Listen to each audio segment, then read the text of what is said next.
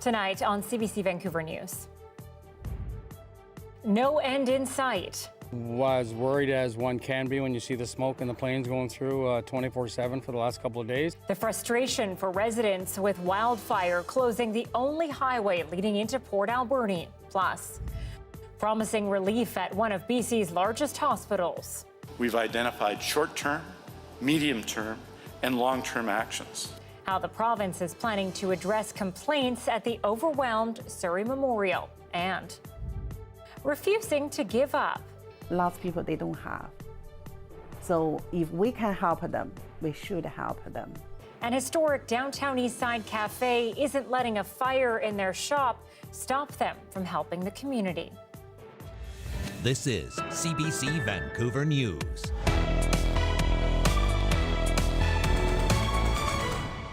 Good evening and thanks for joining us. I'm Anita Bathe. More hurdles tonight for some homeowners and others trying to get into the market.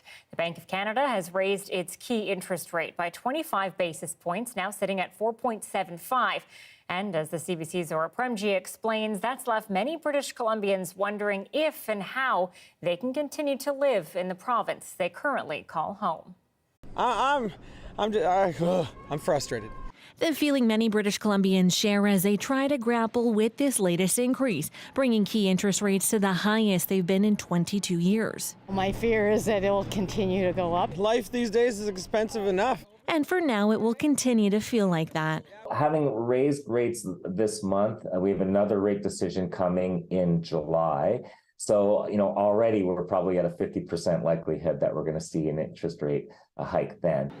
But one realtor argues this raise aimed at bringing inflation down wasn't necessary. When the Bank of Canada raises interest rates, what they essentially want to do is they want to decrease consumer confidence. They don't want people to be confident and spend money. The tricky part is when you raise interest rates, you're actually increasing inflation, because one of the biggest contributors to inflation is mortgage interest. And he's not alone in thinking this. This additional interest rate hike arguably was not necessary. But it still went through. So if you have a mortgage with a variable rate, it will cost you more. Or when you renew a fixed rate. If you plan to buy a home, prepare to pay more. It's like a double whammy because real estate prices have increased all year. So they're watching prices go up, harder to qualify. And if you rent, that extra cost on your landlord could land on you. I hope things improve and stabilize. I don't know if we'll ever see those low interest rates again. Now, housing experts say there might be some light at the end of the costly tunnel if you want to look into investing into a home anytime soon. They are expecting the cost of housing to plateau over the next few months. Zara Premji, CBC News, Vancouver. The beleaguered Surrey Memorial Hospital is finally getting more help from the province. This comes after months of damning complaints by doctors. As Mira Baines reports, it's not clear if this will be enough to fix the problems, but it's clear many will be watching closely. We've identified short-term, medium-term, and long-term actions. Health Minister Adrian Dix says he's met with healthcare workers for their input. The plan includes an immediate focus on a new contract for hospitalists and hiring more staff for the emergency department, maternity ward, and mental health services. He says other hospitals are facing the same challenges with growing populations and staffing. I'm going to be meeting with hospitals this summer across the province to find solutions in their workplaces that work for them. And they may include some of the actions we're taking today at Surrey Memorial Hospital. Longer-term plans at Surrey Memorial include enhanced cardiac diagnostic services and renal care and dialysis within 18 months. Almost 36 doctors pointed out in an open letter some patients are waiting as many as 3 days to be admitted to other wards. Another measure to reduce congestion at the hospital involves expanding hours for urgent primary care centers in Surrey. There's some sense of relief and hope that the new measures will take some pressure off the system. It's good news today for Surrey. It's good news for our patients. It's good news for our community and Fraser Health. Still, it took mounting concerns over the safety of patients for the voices of doctors to be heard. Ultimately, we want solutions, but we want people to listen. And I think today was evidence that we really are better when we work together. The BC Nurses Union says it will be watching for results. The union released a statement and says, "We will be following up with our members to monitor the extent to which these new measures are actually improving working conditions and providing the relief the emergency department needs in order to provide the level of care patients deserve."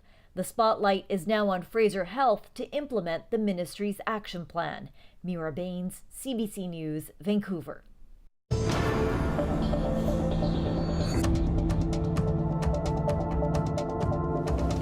The only highway into Port Alberni to Fino and Ucluelet is still closed tonight because of a major wildfire. The blaze near Highway 4 has grown to 140 hectares in size, and that's almost 346 football fields. Claire Palmer has been in the area all day and joins us now. Claire, what have you been seeing and experiencing for yourself? Well, today we started off the day in Nanaimo and we've driven up to the area. Once you started to approach Highway 4, you could definitely see the plumes of smoke. Now we're at Cameron Lake, where there's been a team of helicopters. They've been bucketing all day as crews attempt to battle the flames. Highway 4 has been closed since yesterday, and it doesn't look like that's going to be changing anytime soon. But the reason is not for flames, actually, it's for debris on the road. While the fire is not threatening the road, the areas that have recently burned have now a lot of rock and trees have come loose. Burned out timber has now come loose, and it's threatening the safety of the people traveling on the road below. Now that road, Claire, Highway 4, is quite integral. What is the impact of this closure on the people living in the area? Because I imagine it's not great. Yeah, so this highway connects to Fino, to Port Alberni, to Parksville. It connects the West Island to the Central Island to the East Island. It's been pretty tense for the residents here, and there's a detour currently that will take residents from Port Alberni to Lake Cowichan by way of Bamfield to get them to where they need to go. But as I said, it's still quite tense. Well, I think it's tense is a good word. You're wondering how quick you have to move if you have to leave. If the winds change and the fire comes this way, you're going to have to get out real quick. The detour has been described as quite challenging. It is along several logging roads that are gravel. If you don't have the right vehicle, it's just simply not an option. It's going to add about 4 hours of travel time, and they're just essentially discouraging non-essential travel. Yeah, and I imagine a lot of people needing to get to medical appointments and essential things, away from Port Alberni. So pretty frustrating for sure. Claire Palmer reporting from Highway 4 outside of Port Alberni on Vancouver Island. Thank you. Here on the mainland, 2 out-of-control wildfires near Harrison Lake are sending high concentrations of smoke into the Fraser Valley and surrounding areas. An air quality advisory has been issued for the central and eastern part of the valley, as well as nearby parts of Metro Vancouver. Residents are urged to postpone or limit outdoor activity, especially if breathing feels uncomfortable. This afternoon, the Air Quality Health Index for the Fraser Valley hit 8, which is high risk. It's expected to drop in the coming days. Meanwhile, the Donny Creek wildfire in northeast BC is now bigger than the whole of Metro Vancouver. The fire, which is burning 1,158 kilometers north of Fort St. John, has resulted in evacuation orders for several nearby areas, much of which is used by the forestry and oil and gas industries. This afternoon, the out-of-control fire was estimated to be 3,100 square kilometers in size. Metro Vancouver is just under 2,900 square kilometers in size.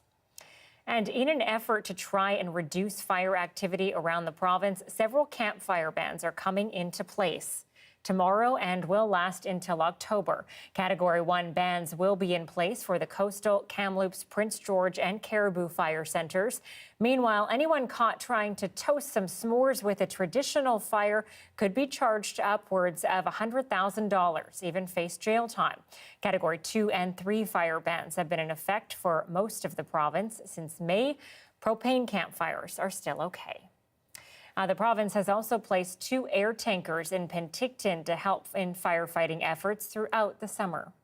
Today we're at the Penticton Air Tanker Base, just looking at the 2 Q400s that we have as air tankers here, as well as the Bird Dog airplane. And they're really nice because they are quite fast, so if we do have a longer dispatch distance to go to, they're going to get there nice and quick, and they carry a good amount of retardant. 2 Q400 air tankers will help fight fires from the air. The tankers operate on an alert system with red signifying that crews must be ready to leave at a moment's notice. The tankers can carry roughly 36,000 liters of retardant. Meteorologist Johanna Wagstaffe joins us now. And Joe, I saw pictures of those planes actually in action, and it's pretty incredible to see the retardant just coming out of the back of the plane there and the work that it actually does. Yeah, and we can use all the help we can get with such an early and intense wildfire season, Anita. So yeah, some good news there, but we're looking at a long fight ahead, not just across BC, of course, but across the whole country. But we are really seeing fire danger ramp up across BC in the past couple of days with that high pressure in place. And today I wanted to show you the temperatures we hit because we did break a few daily temperature records, including West Van, Vancouver Harbour, Port Alberni. You can see the 30s across the Fraser Valley. Just a touch cooler for Victoria Airport, Nanaimo at a 29. And today was really the first day that we hit the 30s in this high pressure ridge across the interior. Lytton breaking a daily temperature record. Kelowna at a 32, feeling those low 30s down and through Castlegar as well. Tomorrow, couple degrees warmer for the interior. And I am watching for the possibility of some lightning in the Kootenays. So high pressure has kept the province clear for today. But this system you can just see developing south of the border. That's what may end up bringing some isolated dry lightning strikes to the Kootenays tomorrow. But then this will be what brings the more widespread rain for Friday. And I'll hone in on that a little bit later on in the show, but it does look like we will see some rain in Vancouver. It's just a one-day wonder, though. I want to get you back to the temperatures as we head into the forecast tomorrow. Again, mid-30s, the hottest day we've seen in a while for the interior. Temperatures come down with that system on Friday, so we get a bit of a break. Then we head into the weekend and a new high pressure builds back in, and temperatures will continue to climb as we head into early next week. So the blip of rain we've got coming on Friday, that's it for the long range forecast, but I'll really hone in on some of those amounts, Anita, coming up in a bit. Okay, thanks, Joe. You're welcome. More than 7,000 cargo movers in ports across BC are set to vote on a strike on Friday and Saturday. The International Longshore and Warehouse Union Canada says its negotiating committee has authorized a strike vote. The union is currently in negotiations with the BC Maritime Employers Association, which says it will continue to work to reach a fair and balanced deal. Experts warn that a strike could lead to major disruptions, not just in BC, but globally. And the strike vote coincides with ongoing labor issues at West Coast ports south of the border, where some terminals have already seen disruptions. A controversial housing project in Vancouver's Fairview neighborhood is promising to increase the city's rental options. The 28-story residential tower is designed to be affordable for middle-income households, including families, seniors, and individuals. But as Yasmin Gandam reports, some argue the stock isn't really affordable for all. We have a huge shortage of housing, not only here in Vancouver, but throughout the province.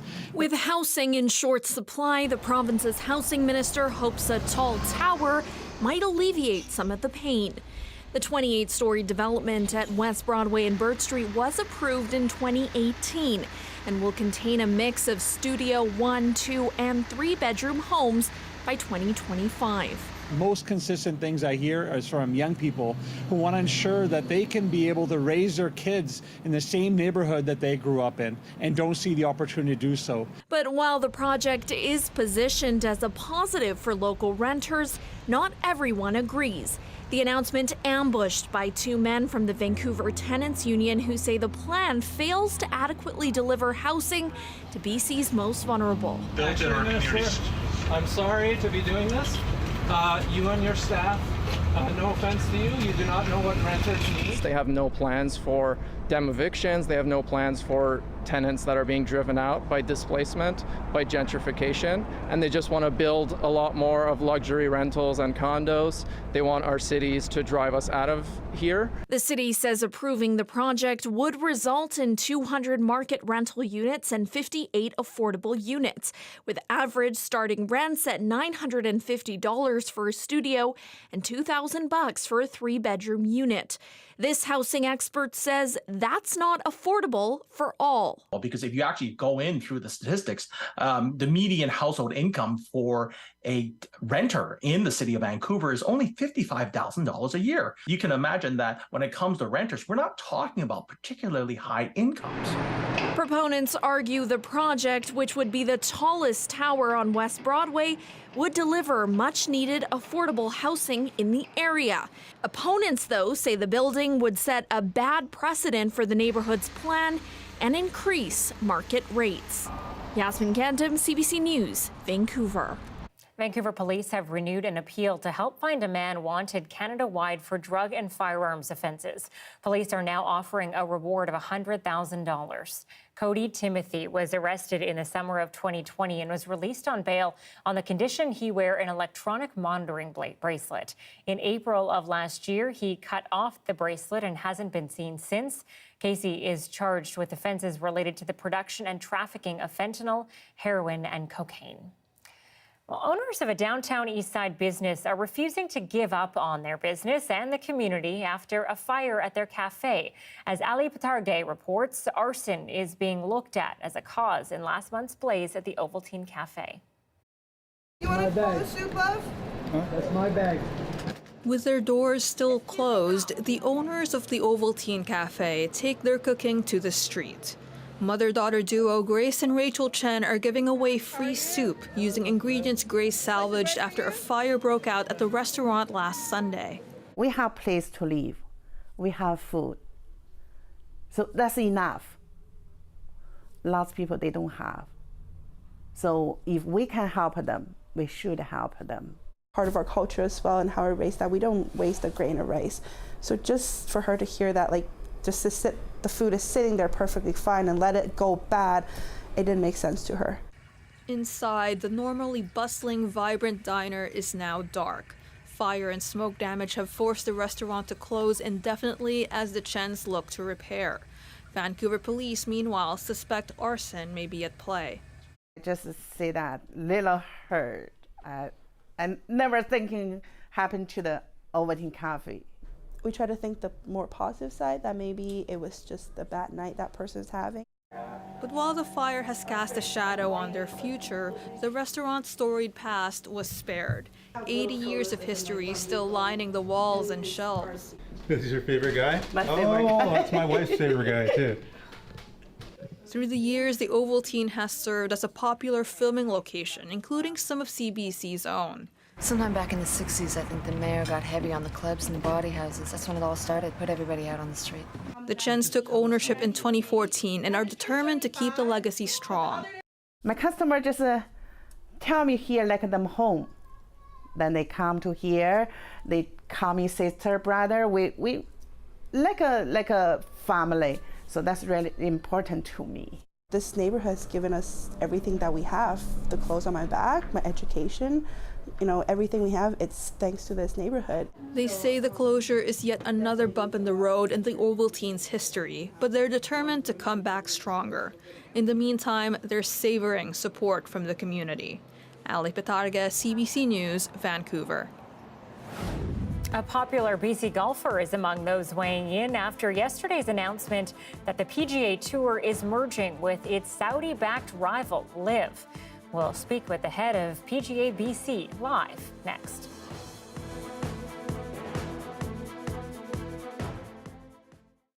Thanks for watching our commercial-free live stream tonight. Over the next 2 months, a man will be cycling from BC to his home in Quebec, all for his grandson, who has a rare disease called spinal muscular atrophy.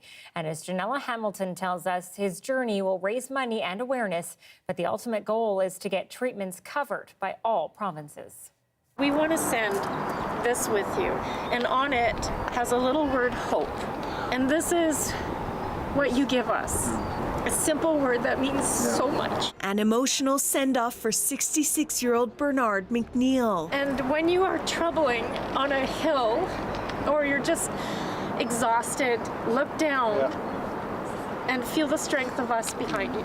as he prepares to cycle thousands of kilometers from New Westminster to his home near Montreal. It's all for his grandson, who is battling spinal muscular atrophy, a rare genetic disease that can damage nerves and cause muscle weakness. He's sick often because of his lung. They're not strong enough to support him because the muscles are not strong enough. McNeil's grandson, Malik, cannot walk and has trouble swallowing and breathing on his own. There's not enough people who knows that disease. Malik was not expected to live past the age of 2 years old, but newly developed drugs have helped him reach the age of 9. In Canada, those treatments are accessible for all ages, only in Quebec. We have recently gained access to treatment in Canada. However, it's not for everyone. Advocates argue there are 3 medications that have proven effective, but each one has differing age restrictions. 28-year-old Taylor Danielson is not eligible for any of the treatments, even as his condition deteriorates day by day. The most frustrating part of the disease and accessing treatment is the arbitrary guidelines and limitations which have been set on these treatments. We have patients considering self-harm. We have patients that have chosen to end life because they are just struggling so hard with the decline of their disease. And there's treatment out there, and they just can't access it. It's devastating. As for McNeil, his goal is to raise $20,000 online in addition to spreading awareness. He thinks of his grandson as a warrior, giving him strength and motivation. Every trip I do on my bike, I think of him. Janella Hamilton, CBC News, New Westminster.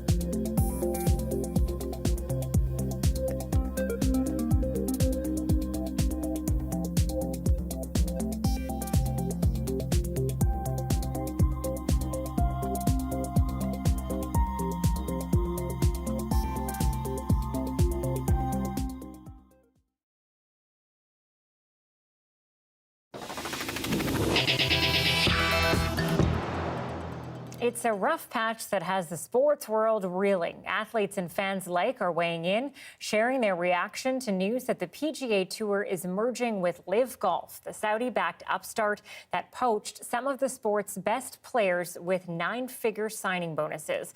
Yesterday, Abbotsford's own Adam Hadwin was asked what he thought. Take a listen. I don't know. I'll be honest. I think that what's transpired like the last year and a half and the rhetoric, not only on this side, but on that side as well, I think it's difficult to look at that and say, how did we get here? PGA Tour players met with the Tour's commissioner in Ontario last night ahead of the Canadian Open, with Sports Illustrated reporting that players at one point stood up and applauded after someone suggested a change in leadership. Now, Jared Simonoff is the interim executive director of PGA BC, and he joins me live now to chat more about this merger. Jared, around 90% of players reportedly against this. Is it because of the merger itself or how it all went down? That's a great question. I do think that a little bit of the shock is actually coming from how it was handled. It really appears as though only 4 or 5 people in the entire world actually knew about this deal, and that includes some big names on the PGA Tour like your Rory McIlroys and your Tiger Woods of the world that were absolutely blindsided and found out on Twitter just like the rest of us. I think that plays a big part in it. Yeah, and Adam Hadwin's words weren't so strong, but we have heard some pretty intense wording from some of those players. You know, this has been all the talk since yesterday. Obviously, we have a lot of golfers here in BC following this, but for the average person, why does this matter? How is it affecting the way they consume golf? Absolutely. So I think the biggest thing here is from a sports business side of things. This is the Saudi Arabian government. So this is the Public Investment Fund, or the PIF. getting involved in North American sports. We've seen this with the Premier League, with football or soccer teams. We've seen it with F1 and WWE wrestling. But this is the first time that they've gotten into North American sports. And the PGA Tour is a multi-billion-dollar business with huge contracts with networks down there that didn't know that this was happening. And if this deal does go through, you're going to see the Golf Saudi logo, the PIF logo, all over the Golf Channel, all over your broadcast as you watch golf. And that's going to come down to somebody's tolerance for what they feel personally when they are looking at something like that while they're trying to enjoy a round of golf. Well, let's talk your tolerance. Will you keep watching golf if these logos are everywhere and the Saudi influence is all throughout? That's a great question. I've probably had 36 hours to think about this for the first time ever. I mean, I'm a proud golf professional. Golf is my life. However, I've never really been in a position to think that enjoying watching Adam Hadwin at the Canadian Open is going to have this sports washing element, as some would say. And for me personally, I'm not there yet by any means. I actually think that this deal has quite a few hoops to jump through before this is a real thing. This is kind of step one in what will be a very long process. If we do get there, though, it will be a tough decision, and I'm not sure where I would go just yet. Jared Siminoff is the interim executive director of PGA BC, joining us live tonight. Thank you. Thank you. Wildfire smoke has filled the sky across many parts of Canada and stretching into the States. After the break, we'll take you through the fires and the health risks.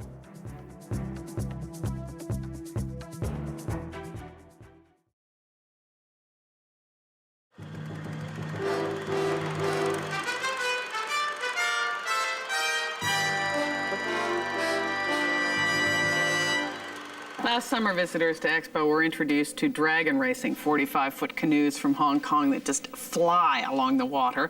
It caught on, and now a Vancouver team is in Hong Kong competing in a dragon racing championship. And Bill Good Jr. caught up with the team on their final practice.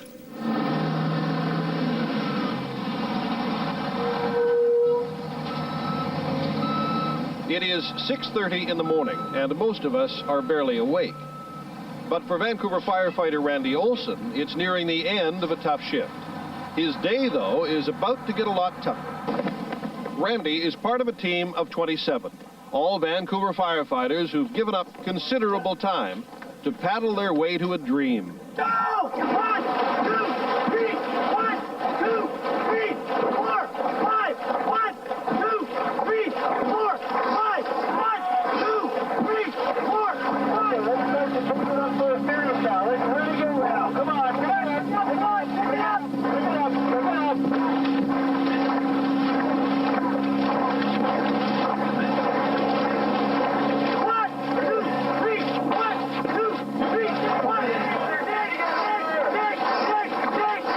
The man in the back steers.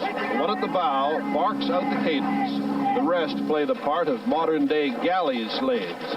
In all, 22 hunks of muscle hell-bent to be the best.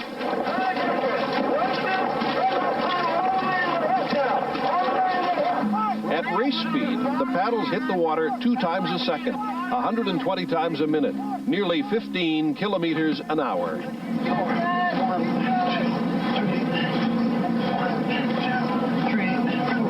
Why do they do it? Months of training for a trophy? For Randy Olson, it comes down to a need.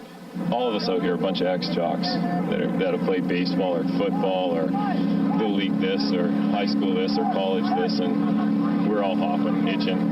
We want it bad, real bad. The guys are, no doubt, the only thing in their mind right now is coming home with that trophy. The feeling is just, it's in there, it's inside, everybody really wants it. Coach Dave Bevan climbs on board for a close-up look at their technique. He fine-tunes in his own unique way. Everybody, bodies out, over the water, out, out, out. Okay, come on out. 1, 2, 3, 1, 2, 3, 1, 2, 3, 1, 2, 3, 1. All right, all right.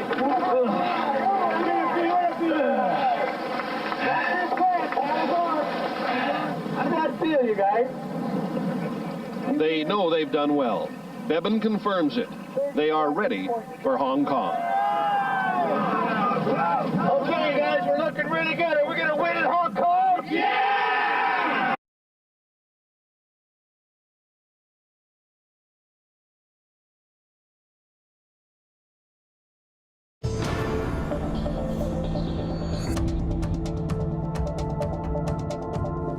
Wildfires are not only raging in parts of this province, but also across the country.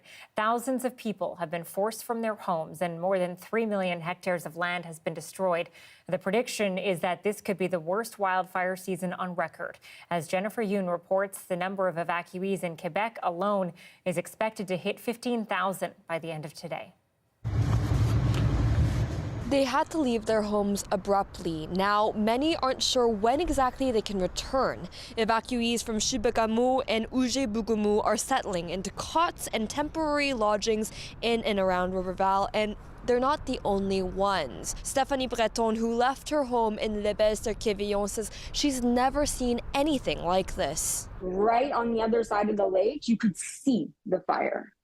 So it is, honestly, it's wild. Like, I never, even though I've been living in Quévillon for 12 years almost, I don't think I ever thought that this would happen. Quebec Premier François Legault says the dry weather and strong winds have made the situation especially dangerous. And there's no rain in sight for some areas, at least for a few days. Legault says 11 water bombers are operating in the province, but he says he needs backup. And he's appealing to other provinces as well as other countries for help, including the US, Mexico, and Portugal. Right now, with the manpower we have, we can fight about 40 fires at the same time, but we have 150 fires. Legault says reinforcements are on the way from New Brunswick and France. Across Canada, hundreds of fires are burning, many out of control, says Canada's Minister for Public Safety. Today, there are 2,293 wildfires that have occurred in Canada. Approximately 3.8 million hectares have been burned. And across the country, as of today, there are 414 wildfires burning, 239 of which are determined to be out of control. In the face of thousands displaced, Ottawa says it's looking into options for a national disaster response agency. All this as the fires continue to leave a smoky haze over North America. Jennifer Yoon, CBC News, Montreal. The smoke from those fires, yes, is settling over major cities and reaching communities far away from the flames. As Ethel Moussa tells us, the poor air quality is affecting millions of people, especially in Ontario and Quebec. Burning wildfires ushered in yet another day of smoke-filled skies in much of the country. The thick haze is even affecting golf pros, teeing off at the Canadian Open in Toronto. Honestly, I probably shouldn't be outside for 8 hours straight, but that's going to be tough this week. According to Environment Canada, poor air quality continues to plague parts of Quebec, including Montreal. And it's even worse in Ontario. In cities like Ottawa and Kingston, the air quality has reached dangerous levels. And the bad news is the smoke is not expected to clear for days. You're looking at spending a day outside is like smoking the equivalent of a half pack of cigarettes. Experts are urging people with health issues to stay inside and avoid strenuous outdoor activities. It's unavoidable, though, for those forced to work outside. It's been much harder on the guys, a lot more sort of headaches. You got to take more breaks, more water. If this holds out for the rest of the summer, it will be a hard, slow summer to get things done because definitely people are going to need time off to recuperate. In Quebec, members of the Algonquins of Barrier Lake were evacuated on Sunday because of the dangerously heavy smoke. The fires have been contained nearby, but there's still a lot heavy smoke coming from those areas. The effects of the fires in central Canada are also being felt in the U.S. as the smoke drifts south. The U.S. National Weather Service has issued air quality alerts for nearly the entire Atlantic seaboard. I wear the mask because I hear about the smoke is coming from Canada, and they say it's very dangerous. So that's why I started using again. I make sure I stay indoors most of the time. Here at home, some municipalities are inviting people to community centers and libraries to get away from the thick, smoky air. Idil Musa, CBC News, Toronto. Okay, as you just heard, that smoke, of course, brings serious health concerns, especially for anyone with lung and heart disease or anyone who's very young or very old. But many others are feeling the effects too. Lauren Pelly is telling us a bit more about how to stay safe with smoky skies. The scene in New York, apocalyptic. In Kingston, Ontario, putrid air. And in Toronto, the skyline is mostly smog.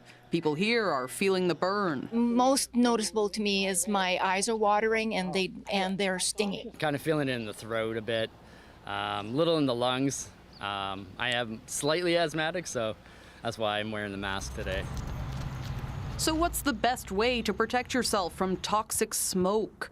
Air quality experts suggest taking cues from pandemic precautions. The same kind of filter people might have bought to remove COVID, from indoor spaces would be very effective at removing the particulate air pollution from forest fires.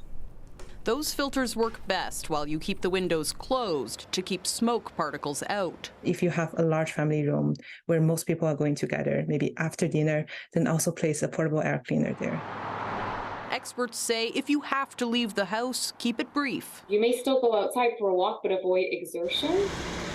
And if you need to work or commute outside for longer periods of time, this respiratory therapist says it is recommended that you protect yourself as much as possible in terms of the air that you're breathing. That means wearing a good quality mask, ideally an N95. So walk me through. We asked for a refresh on how to wear one. What you do is you put it over your face. Depending on the style of mask, put the straps over your ears, or in this case, behind your head. Tighten around your nose and check for any leaks. Make sure it's a really good tight seal. It's not a perfect solution to the smog, but it does help protect you from being exposed in that environment. Lauren Pelly, CBC News, Toronto.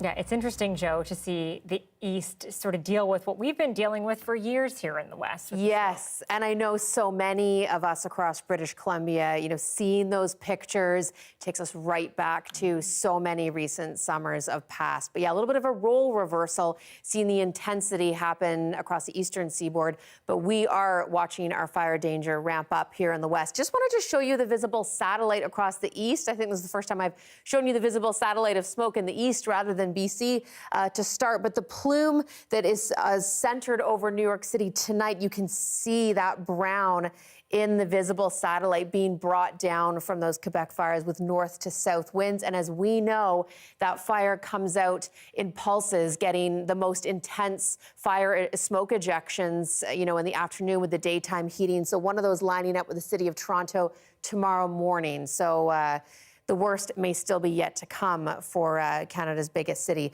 Meanwhile, high pressure is going to continue to bring the heat and very dry conditions. Looking at relative humidity today across BC, extremely dry. That is going to really ramp up our fire danger. And then as we head into Thursday, Friday, as I mentioned, watching some lightning activity before we get the rain on Friday as that low pressure system sneaks up across the border. Just wanted to hone in on Metro Vancouver.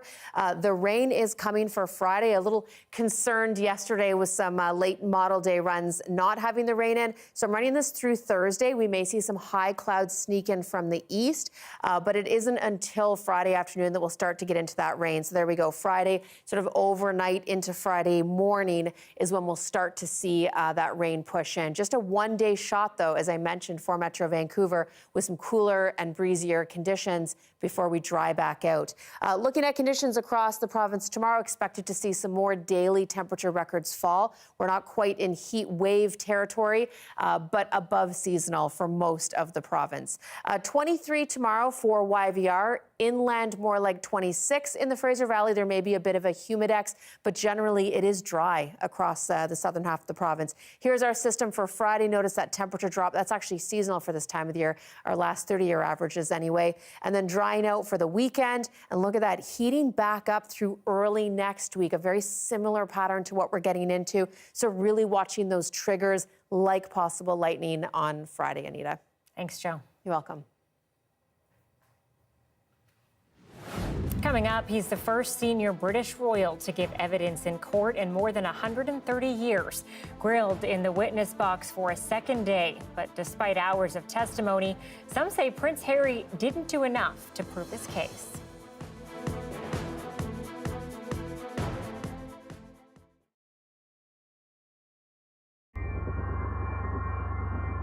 It was dark. I was going to bed.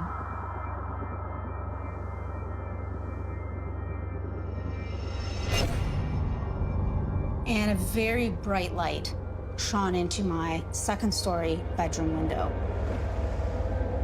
The light was white. It was very bright, and I couldn't see what the source of that light was. I also didn't hear anything. My first thought, for whatever reason, was, oh, it's a car going by.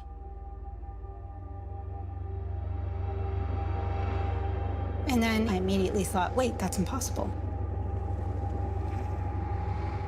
Something, whatever it was able to shine a light that bright directly into my bedroom on the second floor of a house without making any sound.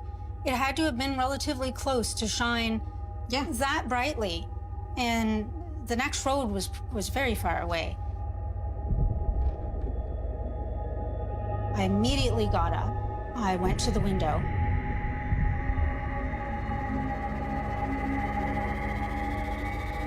And then suddenly it was gone. I looked in our backyard. I couldn't hear or see anything. I wasn't feeling fear, like not fear for my life, but I knew this is something very unusual. This memory has stayed with me very, very vividly all this time, simply because it's just one of the strangest things that ever happened to me in my life that I always wondered, what was that? I still have questions. I would love to know what was in my backyard. Why did I see that light in my room? And that's still a mystery to me.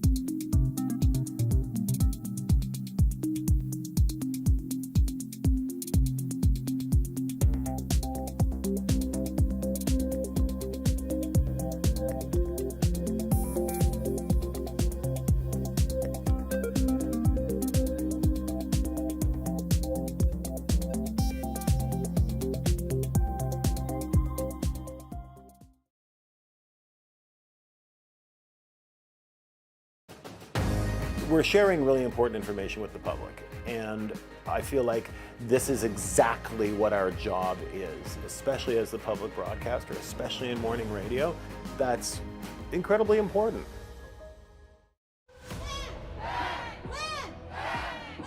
Land Back is a CBC original podcast where we uncover land theft in Canada and look at how Indigenous people are taking it all back. And that's what empowered nations and empowered people to just literally steal land. This is a consequence of your actions. And it's time to give land back. Land Back is out now on CBC Listen or wherever you get your podcasts.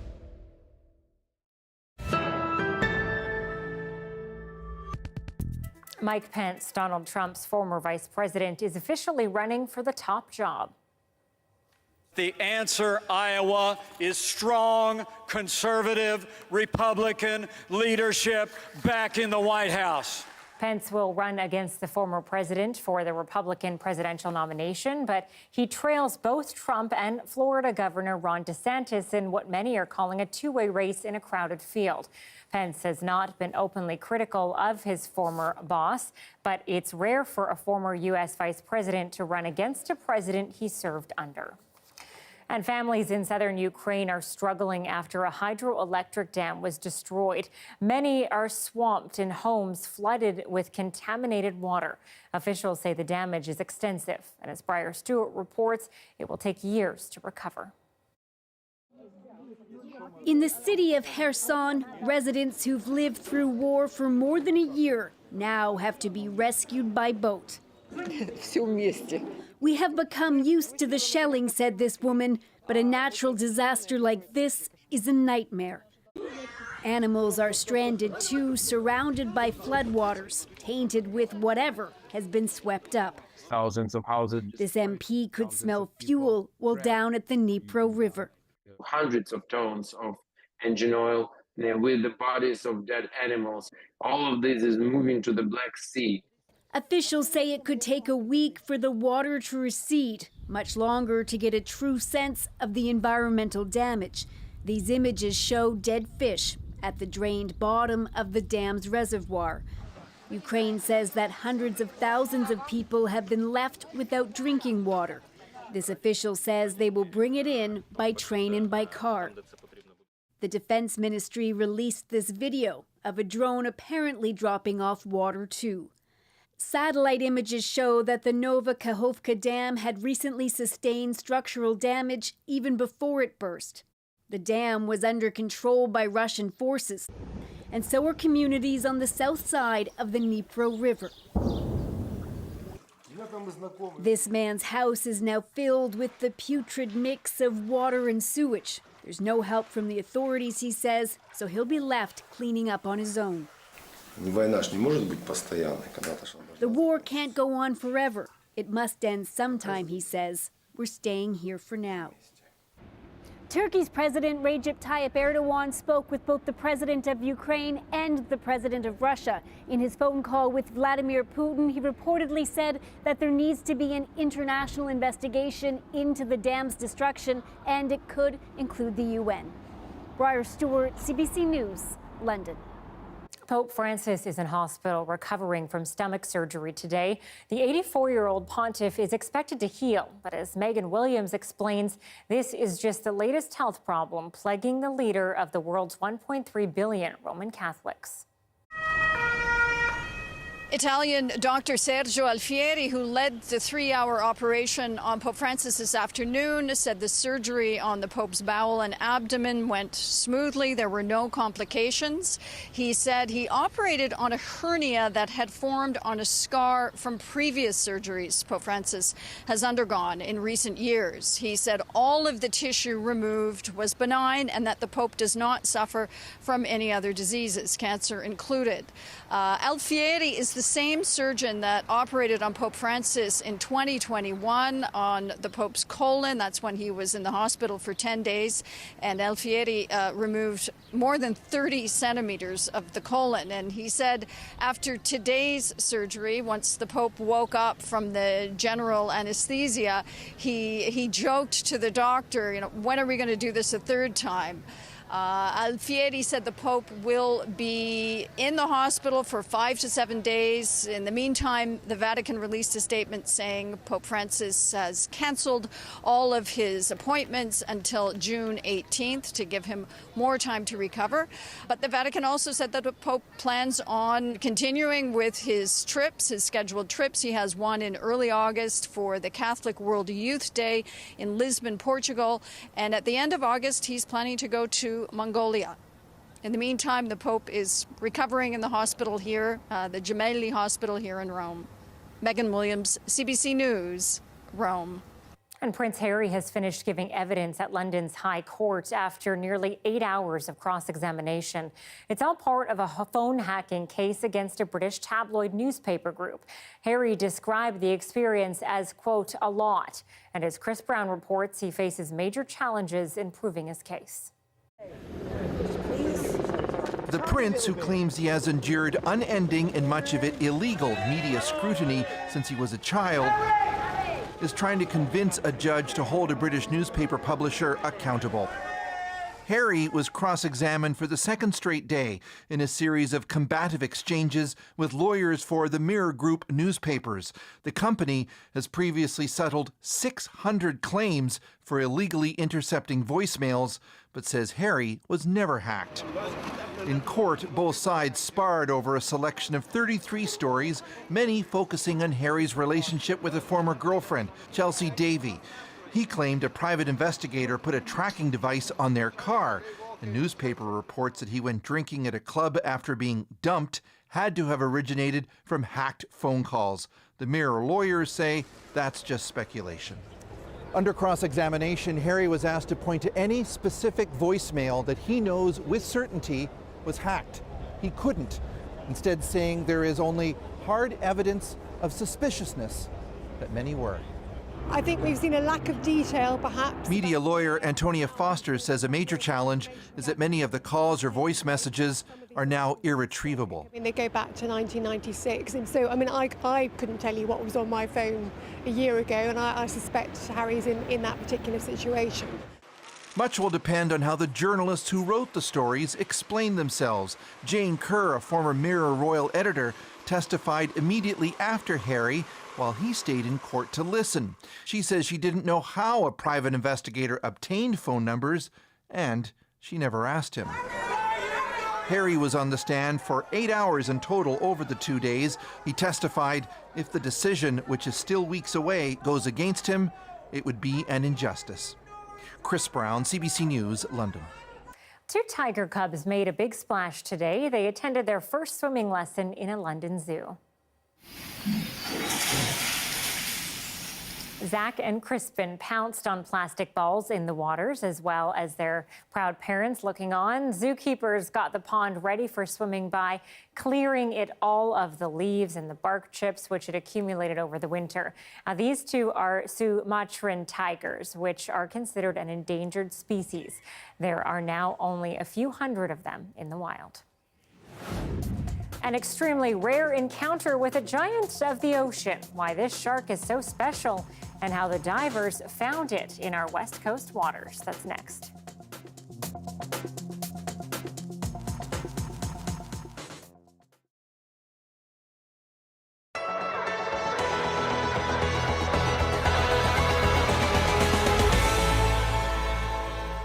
I'm looking at your patio space here, and it's got cars parked in it. Yeah, it's really unfortunate because we've missed about a month of patio space. Pablo Mazo owns La Cubana restaurant on Ossington Avenue. He says he started the application process with the city back in February to install a Cafe Tio patio on the street in front of his business. He's still waiting for the go-ahead to begin setting up. It just becomes so much red tape. It's kind of like the Wild West meets like bureaucracy, you know, all mixed together. But the really big issue is just how much of the nice weather we've missed. Just up the street at Pizzeria Libretto, they're in the same boat. And they say even when they get the go-ahead to open their patio, it's still going to take another 2 weeks to set up with the new regulations in place that require them to install an accessible platform. So we're still kind of waiting for the go-ahead date where we can get equipment, get everything in place to start the construction and get staffed up. So yeah, it's just a waiting game still. The city says they'll have about 35% of the more than 400 Cafe Tio patios up and running for this weekend. At this time last year, they had about 90% of the patios already in place, even with hundreds of more restaurants taking part a year ago. This year, what's a little bit different from last year is council asked us to complete spring clean. Because of the cleanup, crews didn't begin installing safety infrastructure for Cafe Tio until May 15th, 2 weeks later than they started last year. The city says it's also taken more time because restaurants now require a permit to take part in the program, and they must meet all safety requirements. We have to go through and do our diligence on those safety setups, and our staff are working around the clock. Restaurant owners say that process should have started sooner. Why not start this program and the application process in January, where there's downtime? Restaurant owners tell us that every week they have to wait to get their patios up and running is a huge hit to their bottom line. We were talking, I don't know, thousands, obviously, thousands of dollars every day on these beautiful days. The city says they expect to have about 90% of Cafe TO patios up and running by June 15th. Greg Ross, CBC News, Toronto.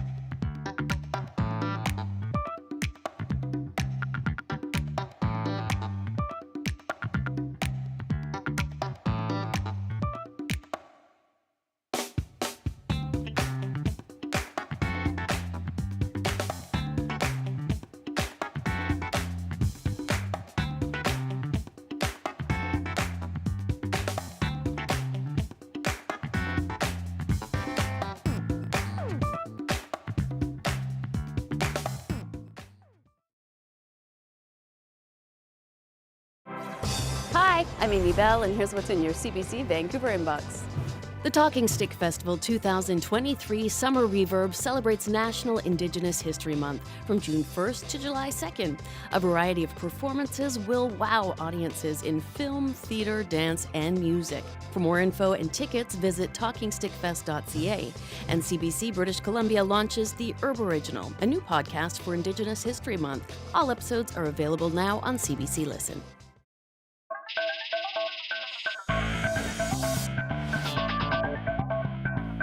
Soccer fans in BC and around the world have plenty to talk about tonight.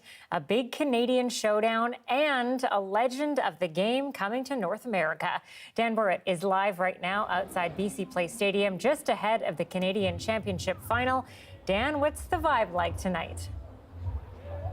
Very happy. Maybe it's just that drinking area behind us, Anita. Who knows? It's a good night for a tilt on the turf here at BC Place, where the Vancouver Whitecaps are hosting CF Montreal, the old Montreal Impact, for the title of the Voyageurs Cup. Now, the Whitecaps are the defending champions. They've won this twice, including last year when they knocked off Toronto FC. So they're wanting to add some hardware to their trophy case. The winner will also play in the CONCACAF Champions Cup next year.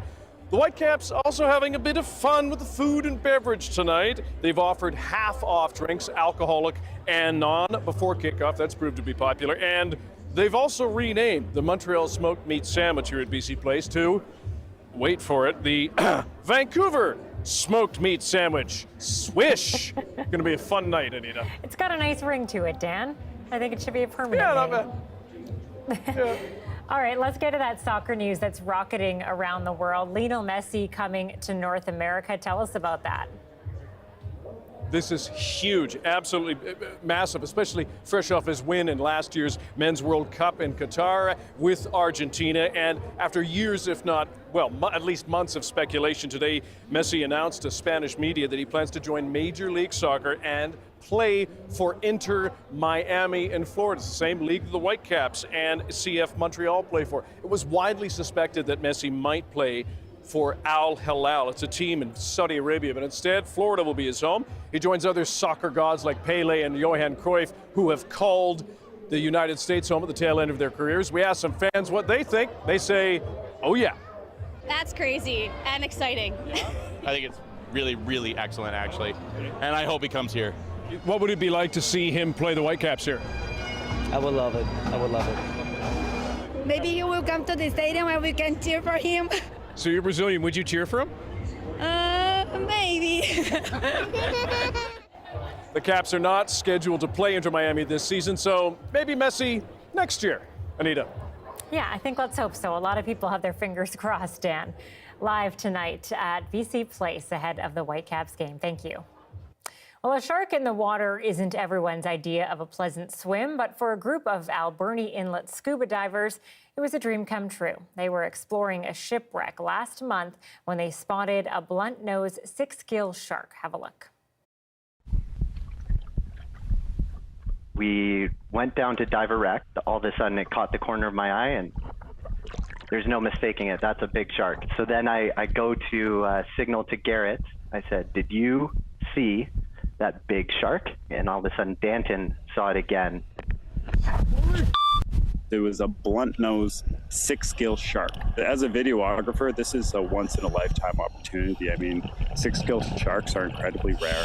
The sightings of them are very infrequent. Slowly swimming towards Mateo's lights, and just as it gets to the lights, it turns around, and then it's got me lined up dead center. And to just be sitting there in the right place at the right time with your camera in the right direction as this animal is swimming directly towards you, I was just completely on cloud nine there. You can still kind of hear us through the regulators.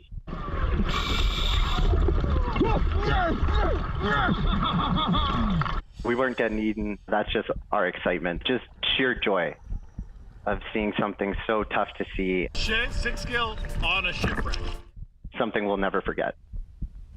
Yeah, a little terrifying. I'm just wondering if that shark is dangerous or not, but I guess they're safe, so maybe that's the answer. Okay, one of the world's most volatile volcanoes has erupted again. Officials in Hawaii issued a red alert this morning as the Kilauea volcano erupted. It's the second time this year the mountain has spewed out a mix of toxic and lava and gas. The area is off limits to the public, so there is little chance of injury this time, but experts continue to monitor the volcano for changes. That is it for CBC Vancouver News on this Wednesday night. Thank you so much for being with us, and we'll see you tomorrow.